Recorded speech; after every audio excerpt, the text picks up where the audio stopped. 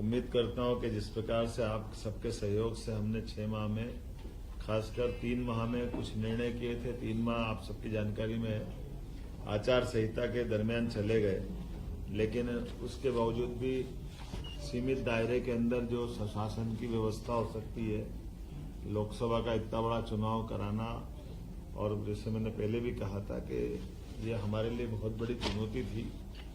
लेकिन मैं आपका भी आभार मानता हूं, सभी इससे जुड़े हुए पक्षों का भी मानता हूं, और विपक्षी दल के लोगों का भी मानता हूं कि सबके साथ मिलकर के चारों चरण के चुनाव में किसी भी जिले में ऐसी कोई घटना नहीं हुई जिससे हमारा ये लोकतंत्र का पावन पर्व कहीं कलंकित हो। मुझे इस बात का संतोष है। सभी पक्षों ने अपने अपने ढंग से चुनाव का प्रचार किया, अभियान चलाए, अलग अलग आयोजन हुए, लेकिन इनाल सब मिलकर के ये पूरा आयोजन शांतिपूर्वक, जो मध्य प्रदेश की पहचान है, उस प्रकार से ये अपना एक रूप लेके इसने अपना बेहतर परिणाम देकर के संतोष व्यक्त करते हुए, और एक और खास बात, यशस्वी प्रधानमंत्री को भी मैं धन्यवाद देता हूं कि हमारे अपने इस लोकसभा के अच्छे परिणाम के बाद उनने अच्छे से प्रतिनिधित्व दिया है।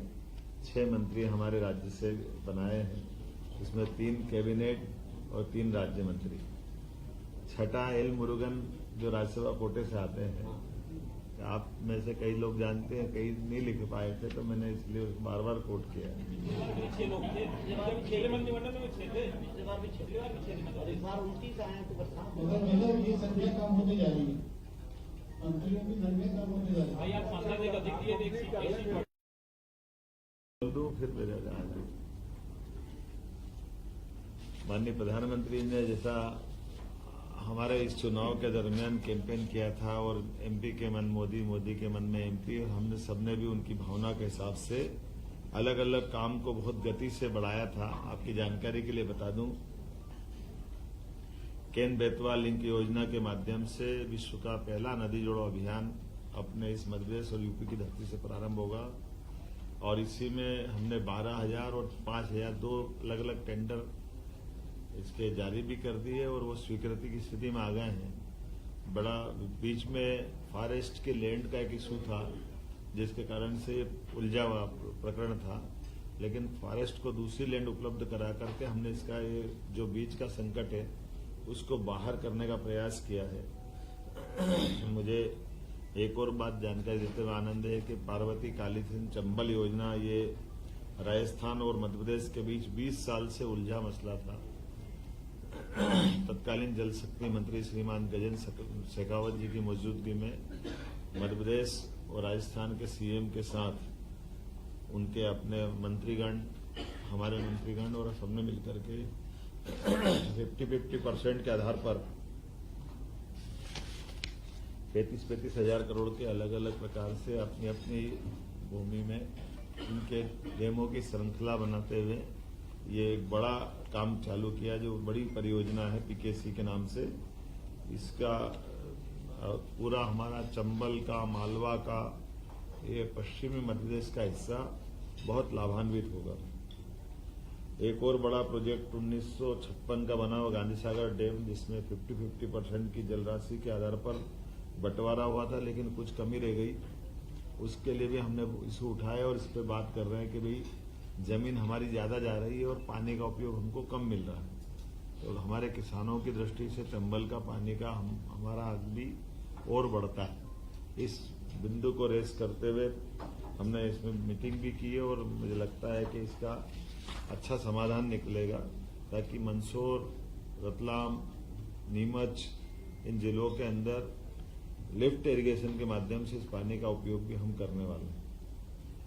जैसे मैंने पहले बताया था, दोबारा बताऊंगा कि आष्टा तहसील सीहोर जिले में लगभग 60,000 करोड़ का नया निवेश, औद्योगिक निवेश गेल इंडिया प्राइवेट लिमिटेड के माध्यम से बड़ा प्रोजेक्ट हमारा आया है, जिसके कारण से इथेन क्रैकर परियोजना के माध्यम से लगभग निर्माण अवधि में 15,000 और बाद की अवधि में लगभग 5,600 लोगों को रोजगार लंबे समय तक मिलेगा, और इसके सहायक बहुत सारी उद्योग बाद में और लगने वाले हैं। कुल मिलाकर के जैसे मध्य प्रदेश में 283 औद्योगिक इकाइयों को 508 हेक्टेयर भूमि हमने आवंटित की। उज्जैन में मार्च माह में रीजनल इंडस्ट्री कॉन्क्लेव में ऐतिहासिक आयोजन किया, जिसमें 12,000 करोड़ से अधिक के ठोस प्रस्ताव हमारे बीच में आए और प्रदेश में 20,000 से ज्यादा लोगों को रोजगार मिलेगा। 1 लाख करोड़ से अधिक के निवेश प्रस्ताव भी इसी दरमियान हमको मिले थे। कॉन्क्लेव में अन्य देशों के निवेशक भी आए, लगभग 4,000 प्रतिनिधि आए और ये सिलसिला हम लगातार जारी रखने वाले हैं। इसको रीजनल कॉन्क्लेव के माध्यम से हम देख रहे हैं कि जहां भी हमारे जबलपुर, ग्वालियर, रीवा, अलग अलग और इंडस्ट्रियल बेल्ट भी डेवलप होते जाए। अर्थव्यवस्था की दृष्टि से मध्य प्रदेश का अपना जीएसटी का कुल राजस्व 19,091 करोड़ रुपया प्राप्त हुआ, जो हमारे पिछले वर्ष से 26% ज्यादा है। पिछले वर्ष जो जीएसटी कलेक्शन हुआ था उसमें 26% हमने ज्यादा कलेक्शन किया है। और जैसा कि आप जानते हो कि बड़ी धनराशि मिलती तो बड़े पैमाने पर उसके भविष्य में लाभ उठाए जाते हैं।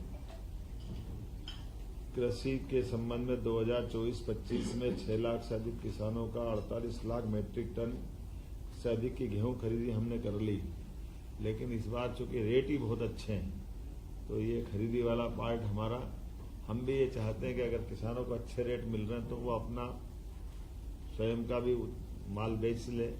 अगर कोई भी कारण से उनको कठिनाई आती तो सरकार ने इसको लगातार बढ़ाते बढ़ाते जून के महीने तक हम खरीदी कर रहे हैं। आमतौर पे मार्च में भी हमने 10 मार्च के आसपास खरीदी प्रारंभ कर दी थी।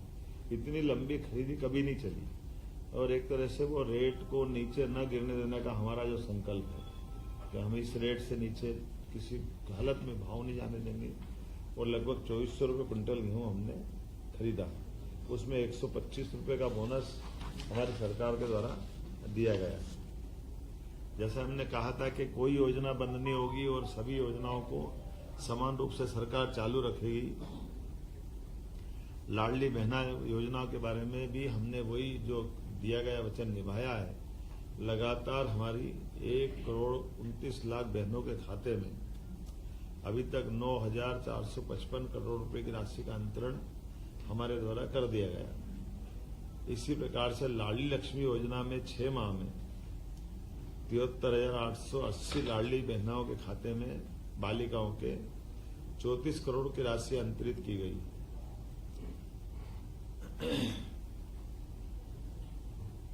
रसोई गैस सिलेंडर के लिए 45,90,000 बहनों के खाते में 118 करोड़ की राशि का अंतरण किया है। आपकी जानकारी के लिए कि बहनों को जो हमने कहा था कि 450 रुपये में गैस सिलेंडर देंगे गरीब बहनों को, तो वो हम बराबर दे रहे हैं। चुनाव में बहुत झूठ बोला गया कि ये नहीं दे रहे हैं। हमने उनको चुनौती दी थी कि बताएं ये पैसे जा रहे हैं कि नहीं जा रहे हैं, और ये मैंने बताया आपको कि 118 करोड़ रुपया उनके खातों में गया है। और छोटी मोटी संख्या नहीं है, 45,90,000 लाडली बहनें हैं जिनके खाते में रसोई गैस का सिलेंडर का पैसा गया है। शिक्षा के मामले में जैसे हमारी सरकार ने GER में देश के औसत से भी आगे अपना स्थान बनाया, राष्ट्रीय औसत से, उसी प्रकार से नई शिक्षा नीति में जैसे देश में सबसे पहले मध्य प्रदेश आया था, 55 एक्सीलेंस कॉलेज इसी सत्र से पूरे प्रदेश में हम खोलने जा रहे हैं, जिसमें PM उत्कृष्टता महाविद्यालय में उन्नयन में जिस ढंग से काम किया है और इसी से जुड़े हुए 12th पास 75% अंक लाने वाले 90,000 विद्यार्थियों को लैपटॉप के लिए प्रति विद्यार्थी 25,000 रुपये की राशि भी हम लोग देने वाले हैं, जिसके माध्यम से वो गुणवत्तापूर्ण शिक्षा ग्रहण कर सके। उनके जीवन में ये लैपटॉप के माध्यम से नई तकनीक के आधार पर उनकी दक्षता और अच्छी बढ़े। रोजगार, प्रदेश में चुने हुए 11,000 उम्मीदवारों को एक साथ हमने नियुक्ति पत्र दिए थे। 7 लाख युवाओं के रोजगार दिवस के 5,000 करोड़ के ऋण राशि उनके व्यापार व्यवसाय के लिए उपलब्ध कराई है और स्टार्टअप को प्रोत्साहन कर रहे हैं। आपकी जानकारी में कि खनिज से हमारा अपना प्रदेश सरसब्ज है। ऐसे में खनिज के अधिकतम ब्लॉक पूरे देश में सबसे ज्यादा कहीं नीलाम हुए, तो मध्य प्रदेश को भारत सरकार ने लीडर ऑफ इंडिया के नाते से नंबर 1 की स्थिति में रखा। सबसे ज्यादा नीलामी करने में मध्य प्रदेश ने एक अपना विशेष स्थान बनाया। आपकी सबकी जानकारी में होगा ही सही कि हमारे पुलिस बैंड पूरे प्रदेश के कई जिलों में खत्म जैसे हो गए थे। तो 26 जनवरी, 15 अगस्त या परेड पुलिस दिवस, शहीद दिवस, ऐसे कई अवसर आते हैं जब पुलिस को पुलिस बैंड रखना चाहिए। ऐसे में हमने विशेष अभियान चला करके हर जिले में पुलिस बैंड के गठन की पहल कर दी है और इसी के कारण से लगभग प्रदेश के 1300 कला साधकों ने वंदे मातरम की धुन बजा करके ताल दरबार में भी संगीत का रिकॉर्ड बनाया था। खजुराहो उत्सव में 50वें नृत्य में 1484 कथक कलाकारों ने सामूहिक प्रस्तुति देकर वर्ल्ड रिकॉर्ड बनाया। पुलिस थानों की सीमाएं भी बदल करके आजादी के बाद पहली बार जनता के डिमांड के हिसाब से नजदीक के पुलिस थानों के अंदर वो कंप्लेन करने जा सकते हैं। उसकी सीमा बदलने के लिए हमने लिमिट बदलाई थी और थानों की गुणवत्ता अच्छी रहे, इसलिए 10 थाने भारत सरकार ने भी जो सिलेक्ट किए। मुझे खुशी है कि देवास का हमारा थाना भारत सरकार के चुने हुए 10 थानों में से भी एक आया है। तो पुलिस की दक्षता और गुणवत्ता भारत सरकार के पैमाने पे भी अच्छे निकले, इस पे भी हम काम कर रहे हैं। इसी प्रकार से क्राफ्ट हैंडलूम टूरिज्म विलेज का लोकार्पण चंदेरी में, अशोकनगर में, ग्राम प्राणपुर में हुआ और परी बाजार भोपाल में गोलघर को आकर्षक रूप दे करके प्राचीन कलाओं को प्रोत्साहन देने का प्रयास भी टूरिज्म बोर्ड के माध्यम से बेस्ट टूरिज्म के रूप में किया है। आज ही मैंने अपने मंत्रिमंडल के साथियों के साथ बहुत सारे मसलों पे अलग अलग प्रकार की पिछली सरकार के समय से लेकर आज सरकार के बीच में और अलग अलग प्रकार के जो हमने प्रयोग किए उसको नीचे उतारने की बात कही है। जैसे हमारा जल गंगा संरक्षण अभियान चल रहा है, 3672 करोड़ के काम इस दरमियान हो रहे हैं। कल मैं बीते दिन गोलघर गड़ात में एक जल मंदिर में गया था। पुरानी बावड़ी बहुत सुंदर हो गई। ये हमारे मंत्री राकेश जी के क्षेत्र में था। एक संग्राम सागर तालाब बहुत अच्छा हुआ है। ऐसे अलग अलग पूरे प्रदेश में माहौल बना हुआ है और ये अभियान हम गंगा दशहरे तक चलाने वाले हैं, जिसके माध्यम से जल संरचनाएं, पुराने कुएं, बावड़ी, तालाब, नदी, पोखर, जल की सारी संरचनाओं का पुनर्जीवन का काम करने का प्रयास कर रहे हैं। कुल मिलाकर के काम तो बहुत सारे हैं, लेकिन अभी कुछ और उल्लेखनीय कामों के बारे में हमने भी बताया है कि इस सरकार के माध्यम से जितने काम अपन कर सकते हैं वो लॉ एंड ऑर्डर की दृष्टि से भी आपने देखा होगा कि सरकार ने अपने कुछ निर्णय किए हैं। कोई घटना हुई तो तत्परता से तुरंत गति से कार्रवाई करके सरकार ने अपनी जीवंतता का भी प्रमाण दिया है। सुप्रीम कोर्ट की गाइडलाइन के आधार पर लाउड स्पीकर के पर भी कार्रवाई की गई है। खुले में मांस मछली बेचने का भी प्रतिबंध का जो ऑर्डर हमने दिया है उसके भी अच्छे रिजल्ट आए हैं। सभी वर्ग ने इसका स्वागत किया है। जहां कहीं अतिक्रमण की शिकायत आई है, अतिक्रमण पर भी कार्रवाई करते हुए कई प्रयास किए हैं। एक उज्जैन में अच्छा प्रयोग हुआ है कि धार्मिक स्थल पर हिंदू, मुस्लिम, जैन सभी इस कम्युनिटी ने अपने अपने देवस्थल को अपने हाथों से हटाया और उसको पीछे किया। ये आदर्श उदाहरण है। इसमें अतिक्रमण नहीं बोलना चाहिए, रोड चौड़ी का मतलब जब उनने बनाया था तो वो छोटा था, आज रोड चौड़ीकरण करना है। तो चौड़ीकरण में पहले लोगों ने मकान हटाए थे पीछे अपने, लेकिन ये धार्मिक स्थल छूट गए थे। तो धार्मिक स्थल के कारण से वो जो एक चौड़ाई मिलना चाहिए थी वो चौड़ाई नहीं मिल रही। तो सबने मिलकर के मस्जिद 2 हटी है, एक मीनार वो मजार हटी है, 10-12 जैन और हिंदू मंदिर हटे हैं। सबने मिलकर के वो चौड़ीकरण का अपने परस्पर सद्भाव पूर्वक बगैर कोई कठोर कार्रवाई के स्वेच्छा से अपने अपने जगह दी। सवाल ले लें, सवाल ले लें एक आदमी। 6 महीने में सर 6 महीने में आपने बहुत सारे काम करे हैं। कॉलेज के स्तर पे भी कोशिश की है कि पहले शहरी क्षेत्र में भी सभी महाविद्यालय से अपेक्षा की गई कि वो अपनी बसें चलाएं, ताकि बच्चों को आने जाने के लिए अपने अपने महाविद्यालय में वो अपनी पढ़ाई ठीक से कर पाए।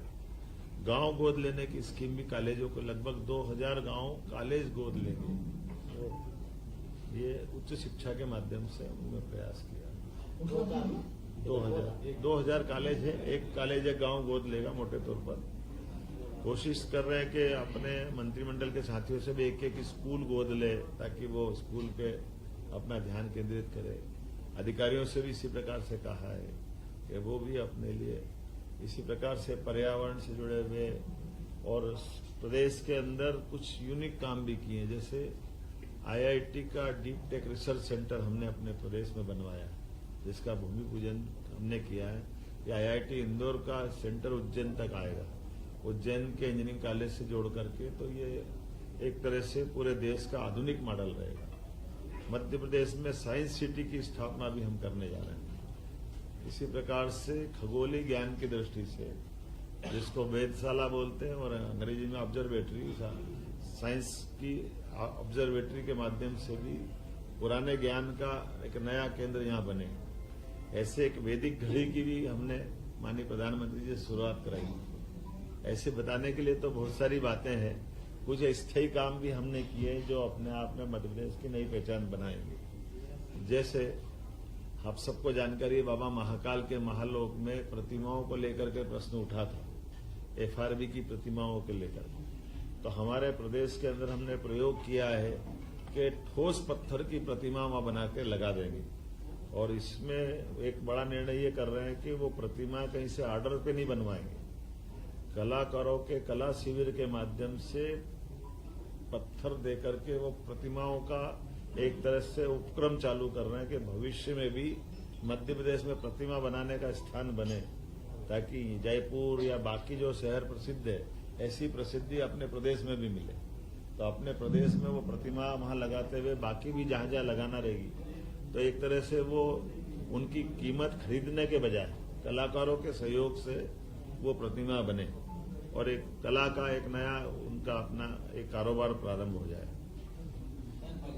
पर्यावरण आपकी चिंता का विषय है, आप लगातार पौधरोपण भी कर रहे हैं। अरे अभी योजना आगे पड़ी नहीं थी, जल्दी कर दी। मैंने पेपर में पढ़ा, अभी जरा एक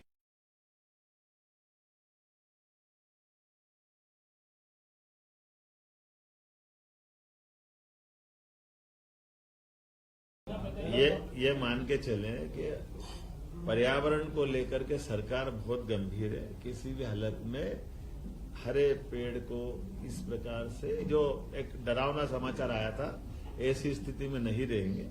पहली बात तो ऐसा निर्माण करेंगे जिसमें कम से कम पेड़ कटे, और कोई कारण से कटे तो कटने तो फिर भी नहीं देंगे, ट्रांसप्लांट कराएंगे अगर होगा तो। कोई भी पेड़ एक ऐसा नहीं होगा कि किसी को अकाल मृत्यु मरना, एक जगह से दूसरी जगह कोई शिफ्ट ट्रांसप्लांट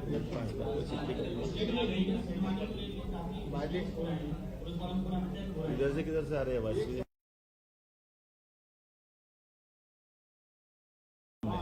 और अपना हाथ खड़ा कर दो, समझ में आ जाएगी। हाँ, वो ध्यान में आएगा, बोला किधर से रहा, इधर से शुरू हो जाएगा। मोहन जी इधर से शुरू। हाँ, यहाँ से ले लो पहले। खड़े होके बोलता हूँ, विजय जी ले, कि हम बोल रहे हैं।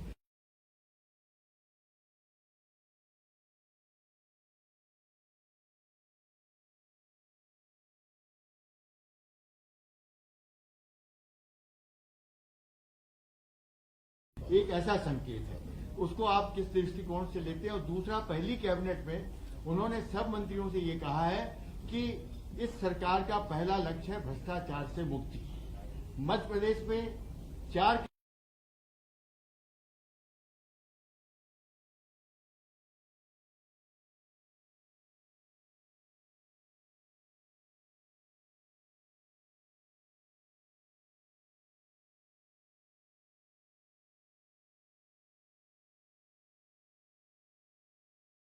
हम हर एक ऐसी कोई चीज होगी जिसमें सरकार को कठोर कार्रवाई करना है। सरकार ने अभी तक अपने हम बाल बराबर भी पीछे नहीं हटेंगे, लगातार कार्रवाई करेंगे, ठोस कार्रवाई। ये प्रधानमंत्री का ये बिल्कुल सही, बहुत अच्छी।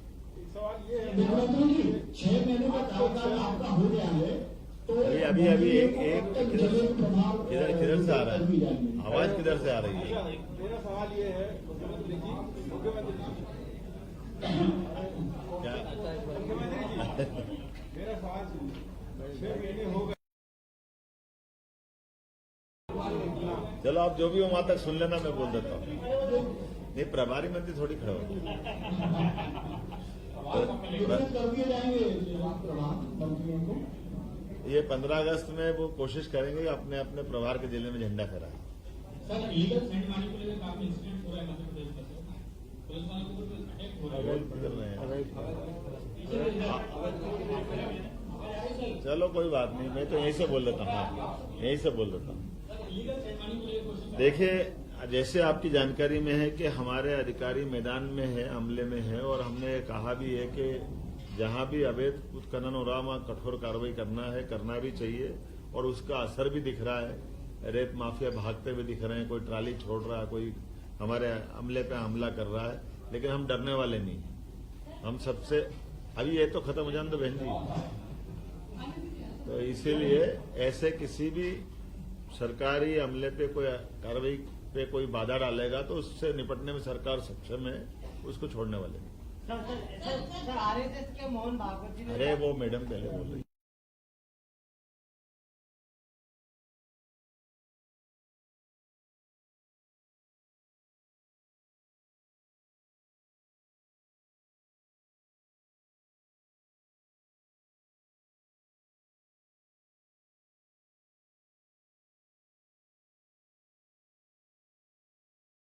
बीच में आए वो हमारे वरिष्ठ हैं, हम उस पर गंभीरता से चलेंगे।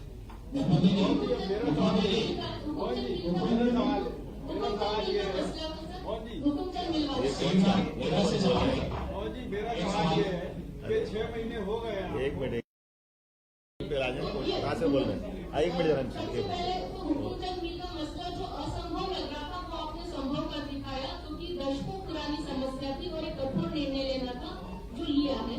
बांधों की पहचान वहाँ की मिले नहीं है प्रदेश के भी, तो क्या आने वाले समय में इसी तरह का एक साहसिक निर्णय दूसरी मिलों के लिए होगा? बिल्कुल आपने सही कहा है। हमने कहा कि किसी भी स्थान पर कोई सरकार की गारंटी के साथ आमतौर पर इंडस्ट्रियल एरिया डेवलप होता है, कोई मिल बनता, फैक्ट्री बनती, कारखाना बनता है, काल के प्रभाव में वो बंद हो जाता है और बड़े पैमाने पे वहां लोग बेरोजगार होते हैं और उनकी कोई लेनदारी देनदारी में कोई गलतियां हो जाती हैं। तो ऐसे में सरकार को अपनी संवेदनशीलता दिखाना चाहिए।